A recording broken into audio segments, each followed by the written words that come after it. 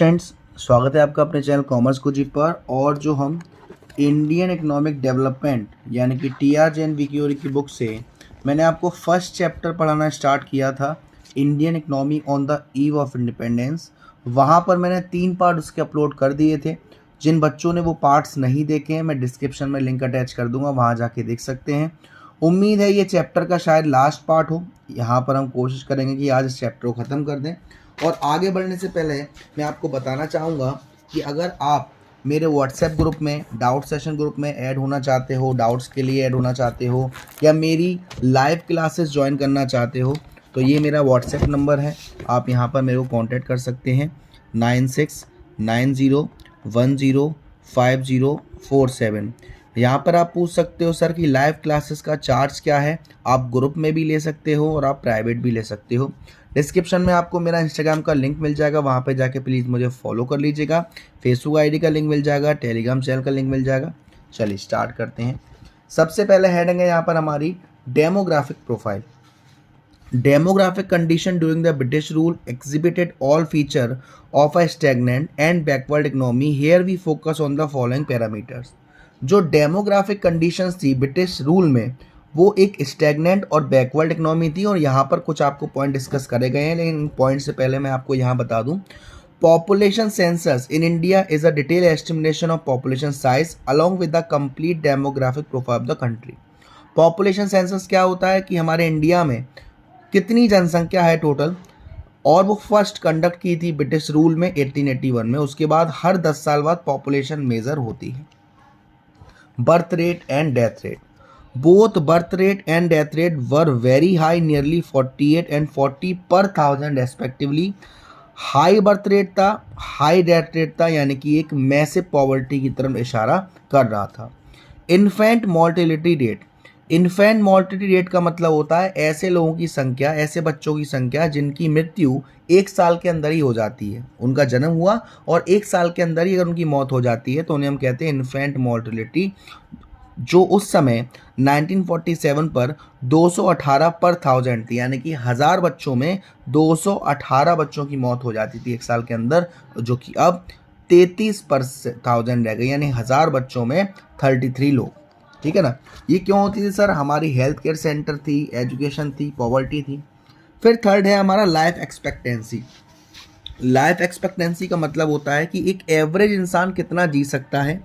Life expectancy उस समय British सरकार में 1947 में थी 32 ईयर्स, यानी कि एक एवरेज लाइफ थी 32 साल। आज की डेट में तो 32 साल में बच्चा इंस्टाग्राम पे फॉलोअर बढ़ाता है, और आज की डेट में है 69 years.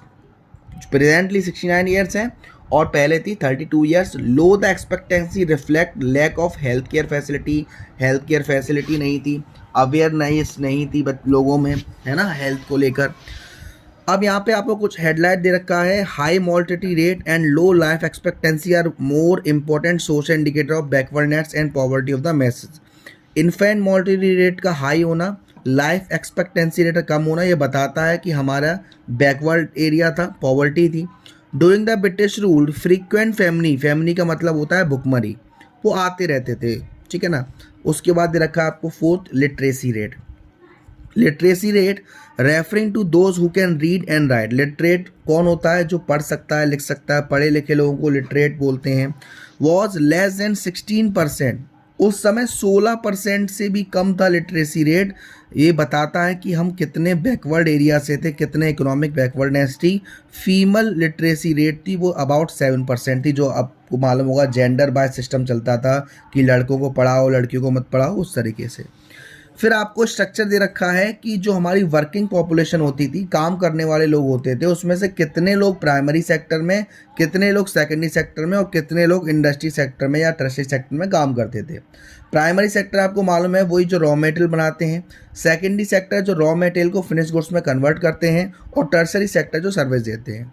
Occupational structure refers to distribution of working population across primary, secondary, tertiary sector. जो हमारा ऑक्यूपेशनल स्ट्रक्चर था उस समय प्राइमरी सेक्टर में कितने लोग थे, सेकेंडरी में कितने लोग थे, और टर्शरी में कितने लोग थे। यहाँ पे आपको देखिए डाटा, आपको 1951 का डाटा दे रखा है। प्राइमरी सेक्टर में 72.7% लोग थे, सेकेंडरी सेक्टर में 10.1% लोग थे और टर्सरी सेक्टर में 17.2 थे। अब प्राइमरी में भी टाइप है, एग्रीकल्चर लेबर है, forestry, fishery, animal husbandry, plantation है और माइनिंग है। तो ये आपको ज़्यादा पढ़ने का नहीं है, बस आपको प्राइमरी का डाटा, सेकेंडरी का डाटा, टर्सरी का डाटा मालूम होना चाहिए। अब जो आपने डाटा देखा उससे आपके पास कुछ फीचर्स निकल के आए हैं। सबसे पहला कौन से फीचर निकल के आए हैं? सबसे पहला, agriculture the principal source of occupation. On the eve of independence about 72.7% of working population was engaged in primary sector with agriculture as its principal component. On the eve of independence, जब हम आज़ाद हुए थे उस समय 72.7% जो working population थी वो primary sector में थी और उनका मेन कंपोनेंट था agriculture. Percentage of population dependent on agriculture is much less in advance country of the world. जो हमारे और दूसरी कंट्रीज़ हैं वहाँ पे लोग एग्रीकल्चर सेक्टर में इतना काम नहीं करते। फॉर एग्जांपल उस समय जब यहाँ पर 72.7% था तब इंग्लैंड और यूएसए में 2% था, जापान में 12% था और जर्मनी में 4% जो लोग थे एग्रीकल्चर सेक्टर में काम करते थे। अब बात करी जाए इंडस्ट्री सेक्टर की, on the eve of independence 9% जो लोग थे हमारे वर्किंग पॉपुलेशन के वो काम करते थे इंडस्ट्री सेक्टर में। वहीं कंपेयर किया जाए यूएसए के 32% लोग थे, इंग्लैंड के 42% लोग थे, जापान के 39% लोग थे। यही बताता है कि हम कितने बैकवर्ड एरिया में हैं और जो कंट्रीज़ हैं वो कितनी डेवलप्ड है, क्योंकि वो शुरुआत से ही इंडस्ट्री सेक्टर पर ज़्यादा ध्यान दी है। थर्ड है आपका insignificant transition from agriculture to industry. The table shows unbalanced growth of the Indian economy. Transition of workforce from agriculture to industry marks the economic takeoff, but in case of Indian economy, it was by and large absent. There were some green shoots in the part of Andhra Pradesh, Kerala, Bombay and Bengal. अब यहाँ पे क्या होता था कि जो आपका agriculture sector है वहाँ से जाते थे इंडस्ट्री सेक्टर में, ठीक है ना। फिर आपका है इंफ्रास्ट्रक्चर। इंफ्रास्ट्रक्चर का मतलब होता है कहीं आने जाने की सुविधा, ट्रांसपोर्ट की सुविधा, लाइट की सुविधा, बात करने की सुविधा। तो हमारे इंडिया में जो इंफ्रास्ट्रक्चर आया उसमें क्या क्या चीज़ें थी? Infrastructure refer to the element of economic chain. Economic chain में क्या क्या आता है? जैसे ट्रांसपोर्ट, आने जाने की सुविधा, बात करने की सुविधा, बैंकिंग की सुविधा, पावर की सुविधा, एनर्जी की सुविधा, जिसको हम इकोनॉमिक कहते हैं। और सोशल में हमारी हेल्थ आती है, हमारी एजुकेशन आती है, हमारी हाउसिंग फैसिलिटी आती है। तो elements of infrastructure change during the British rule में बी डिस्क्राइब। सबसे पहले railway. Railways were introduced in India in 1850 and were developed to transport finished goods from Britain to the interior of the colonial India. अब जो railway था वो introduce किया था British ने 1850 में। और क्यों किया था? कि जो फिनिश गुड्स थे ब्रिटेन से इंडिया में लाए जा सके। It aim at widening the size of the market for the British product in India. इसका मेन मोटिव क्या था? कि ब्रिटेन प्रोडक्ट्स का इंडिया मार्केट में ज़्यादा से ज़्यादा फैलाव करना।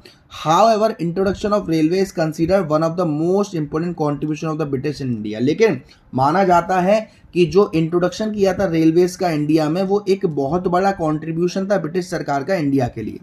रेलवे कब आया था इंडिया में? 1850 में। और first train run from Bombay to Thane. पहली ट्रेन कहाँ से कहाँ गई थी? पहली ट्रेन बॉम्बे से थाने गई थी 1853 में। Ports were developed to handle export of raw material to Britain and import of finished goods from Britain. Ports handle किए जाते थे कि जो एक्सपोर्ट किया जाता था इंडिया से रॉ मटेरियल का ब्रिटेन में और इंपोर्ट किया जाता था फिनिश गुड्स का, उसके लिए काम आते थे। The development of inland waterways prove uneconomical. For example coast canal on the Orissa coast were build at huge cost but failed to compete with railways and was ultimately abandoned. जो ports बने थे वो बनने में काफ़ी ज़्यादा लागत खर्च हुई थी उसमें और वो रेलवेज को कम्पीट नहीं कर पाए थे, इसलिए टोटली उन्हें बंद कर दिया था। Post and telegram were develop to enhance administrative efficiency. Doubtless it serve the purpose of maintain law and order. Post and telegram आए जिससे हमारा लॉ एंड ऑर्डर मेंटेन रहता था। और रोड्स, सड़कें।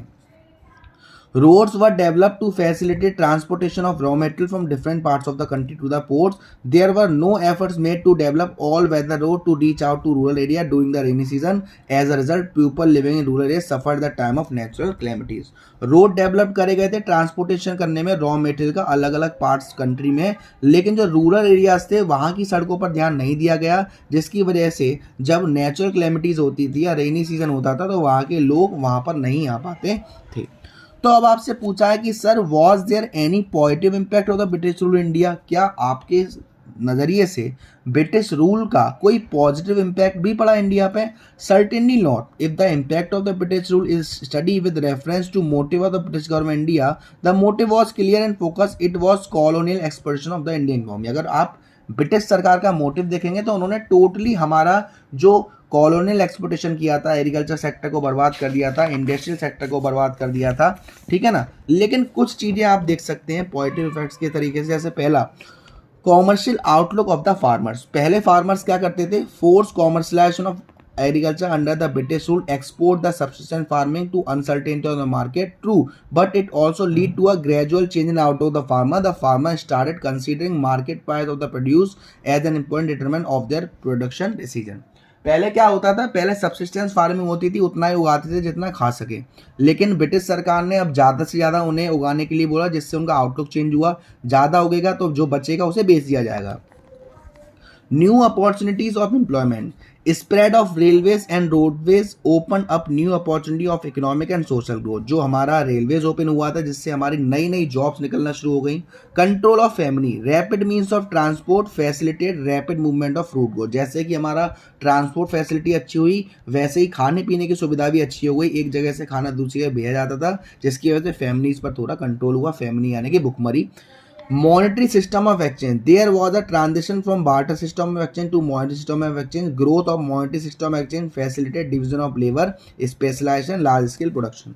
हमारा मॉनेटरी सिस्टम हुआ। पहले बार्टर सिस्टम होता था, गुड्स के बदले गुड्स चेंज होते थे, अब वो पैसे में किया गया, जिसकी वजह से हमारे लेबर्स की ग्रोथ होती थी, उनमें स्पेशलाइजेशन होती थी। स्पेशलाइजेशन मतलब जब काम को, एक ही काम को बार बार किया जाता है तो वो उस काम में स्पेशलिस्ट हो जाते हैं।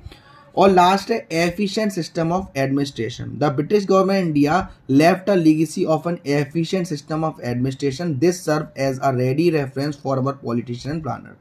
ब्रिटिश गवर्नमेंट ने इंडिया के लिए एक लेगेसी छोड़ी थी। लेगेसी यानी कि कोई हमें जब चला जाता है तो हमारे लिए कुछ छोड़ के जाता है, उसे लेगेसी कहते हैं। और वो लेगेसी जो आने वाले पॉलिटिशियंस थे, प्लानर्स थे, उनको हेल्प कर सकती थी।